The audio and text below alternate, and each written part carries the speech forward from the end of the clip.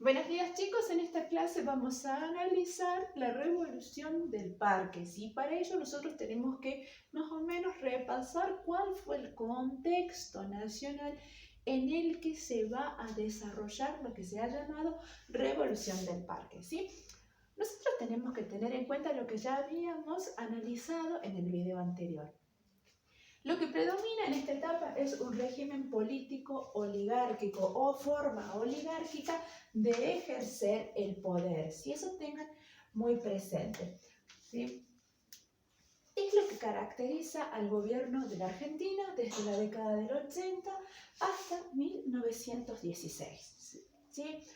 ¿Por qué se ha caracterizado este régimen político oligárquico? Por el control monopólico del poder en manos de un grupo que nosotros hemos llamado la oligarquía. Nosotros decíamos que esta oligarquía, ¿sí?, se compone de los sectores rurales, propietarios, terratenientes rurales de la región pampeana y del litoral principalmente, y aquellas personas que están vinculadas a la vez con los capitales internacionales, ya sea en la inversión de para la construcción de frigoríficos, ¿sí?, el monopolio del transporte marítimo, de productos, principalmente la carne. ¿Sí? Esta oligarquía, que también decíamos que tenía un modo de vida bastante particular, que era un modo de ejercer la política caracterizado, ¿sí?, por el vicio, ¿sí?, o por el fraude electoral, o lo que han llamado ellos el fraude patriótico.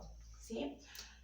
En este control monopólico de ejercer el poder resalta la figura del gran elector. El gran elector, como ustedes saben, es el presidente, ¿sí?, el presidente de turno, que más allá del proceso electivo, ¿sí?, o de los comicios electorales, el presidente ya designa su sucesor. ¿Por qué? Porque dentro de las oligarquías nosotros vamos a poder observar cómo las distintas familias, ¿sí?, agrupadas dentro de lo que serían movimientos políticos, ¿sí?, ya van a acordar quiénes van a ser los sucesores para presidencia, para gobernación. ¿Sí? Por eso hablamos de una oligarquía que, si bien es un grupo estrecho, sí trata de concentrarse los apoyos. ¿Sí?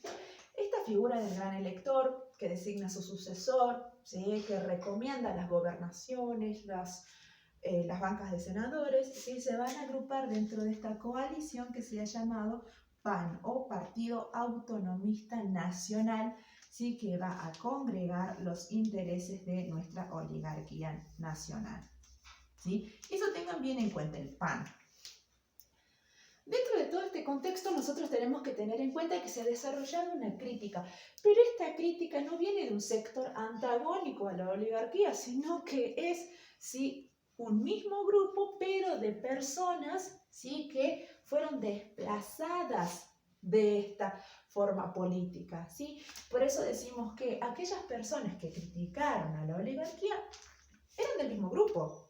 ¿Sí? En ese sentido vamos a hablar de criadores, ¿sí?, de ganado, que se ubican sobre todo en las provincias, ¿sí?, del interior, pero también dentro de Buenos Aires, propietarios medianos, ¿sí?, excluidos dentro de esta fórmula política. También tenemos burgueses, es decir, estas nuevas profesiones liberales, médicos y abogados principalmente, ¿sí?, que van a querer participar de la política, pero se encuentran, ¿sí?, con esta traba, ¿sí?, con esta pared que impone la oligarquía a través, ¿sí?, de todo su mecanismo de control monopólico. También tenemos algunas figuras militares muy destacadas, como ser el caso de Mitre. Es decir, acá ya comienza, ¿sí?, comienza a emerger la necesidad de participar en la política, en el debate político, que no solo va a ser de estos sectores, sino que también vamos a ver que va a incluir a lo que hemos llamado sectores populares, ¿sí?, como ser los obreros. ¿Sí? Nosotros vamos a ver que toda tanto la oligarquía como los burgueses y los militares van a criticar la forma de ejercer el poder que tiene esta oligarquía. ¿Sí? Y estos reclamos se van a condensar en lo que hemos llamado la revolución del parque. Nosotros tenemos que tener en cuenta dos preguntas esenciales, ¿sí?, que se hacen. Con la revolución del parque ha nacido la Unión Cívica Radical, que es el partido político que conocemos ahora, en su momento llamado Unión Cívica, ¿sí? Y si la revolución del parque es un prólogo a 1912, que fue la fecha en la que se ha promulgado la ley Sáenz-Peña, o si es un epílogo, es decir, una conclusión a el poder político de la oligarquía. Ya vamos a ver qué es, ¿sí? Nosotros tenemos que tener en cuenta lo siguiente, ¿sí? Que la revolución del parque se ha formado, en la revolución del parque, perdón, se ha formado un frente único. ¿Por qué lo ponemos entre comillas? Porque como ustedes pueden ver, hay figuras muy diversas y figuras con diversos intereses, ¿sí? Nosotros tenemos por un lado el ala radical, ¿sí?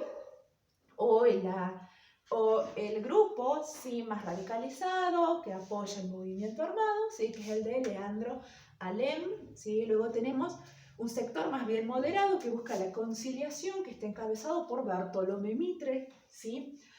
Luego tenemos, ¿sí?, un sector que va a acompañar, ¿sí?, a las opiniones de Alem, que es el de Bernardo Irigoyen. ¿Sí? Y por último tenemos a los distintos burgueses, ¿sí?, médicos y abogados de la región.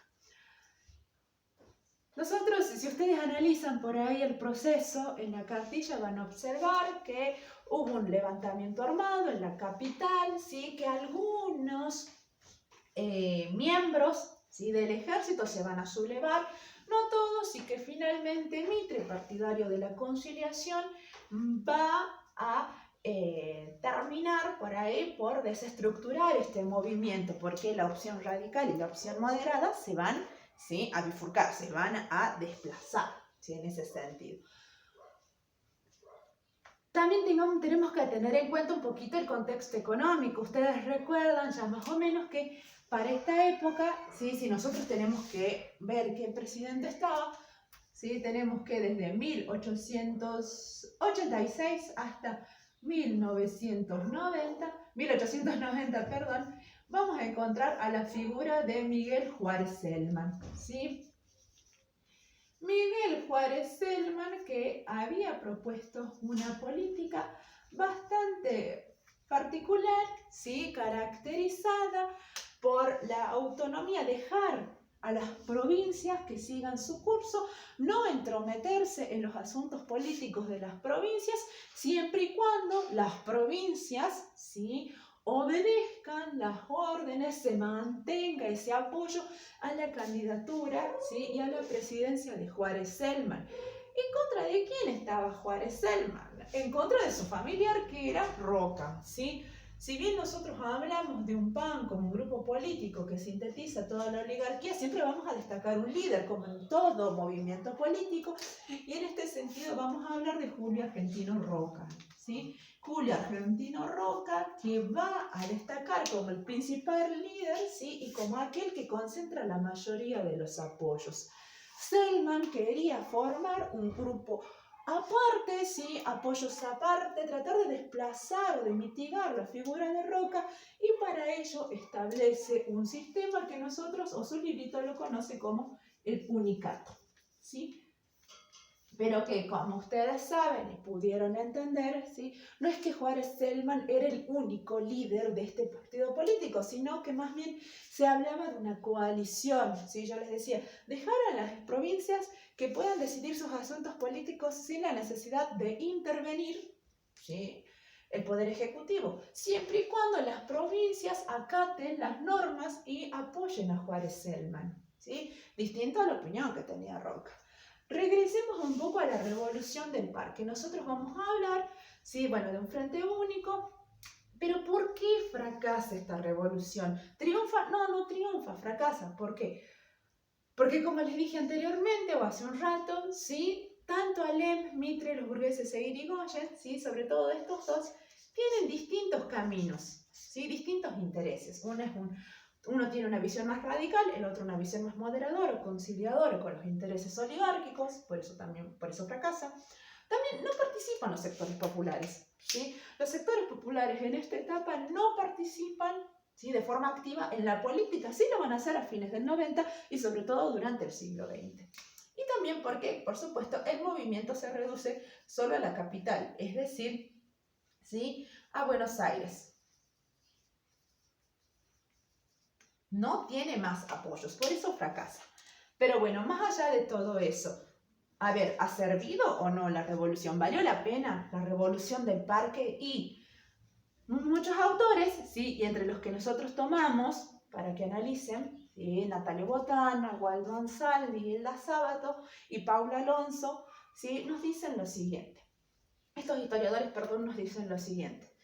En realidad, los caminos se van a bifurcar. No hablamos de una conclusión del gobierno oligárquico, no, porque la oligarquía continúa con las distintas presidencias, como la de Pellegrini, Sáenz Peña, ¿sí? Va a continuar, la oligarquía no se ha derrumbado, sí se ha desestabilizado, sí, la forma de ejercer el poder, porque ahora esta oligarquía tiene o se ve obligada, ¿sí?, a incluir a estos sectores disidentes.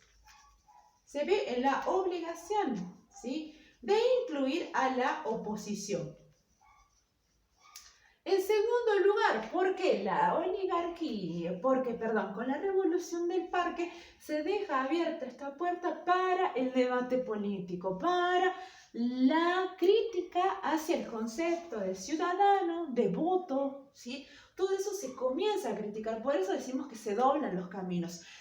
La oligarquía continúa, sí, pero ya comienza a despertarse este debate por la democracia, ¿sí? Hablamos de sectores medios que, antes vinculados, ¿sí?, a estos intereses, vamos a ver cómo de a poco comienzan, ¿sí?, a ir por otros caminos, mientras que los sectores obreros, ¿sí?, se van a concentrar no en la unión cívica, sino más bien, ¿sí?, la mayoría de ellos con Partido Socialista. Después tenemos el anarquismo, ¿sí?, que va a continuar en esta etapa, pero sobre todo con lo que nosotros hemos analizado, sí, voy a borrar esta parte, con los sindicatos. Aquí ya vamos a ver a los obreros urbanos, ¿sí?, concentrándose y discutiendo asuntos políticos, ¿sí?, muchas veces de forma diferente o con objetivos muy diferentes a los que va a tener esta Unión Cívica, ¿sí?, que se ha formado. Unión Cívica hasta 1892, cuando se divide la ala de Mitre y Alem, ¿sí?, Alem, la Unión Cívica Radical, y Mitre, la Unión Cívica Nacional, ¿sí? Por supuesto va a perdurar la Unión Cívica Radical. Sí, espero que se haya entendido un poco el tema, chicos, ¿sí? Cualquier duda ya saben, ¿sí? Suerte.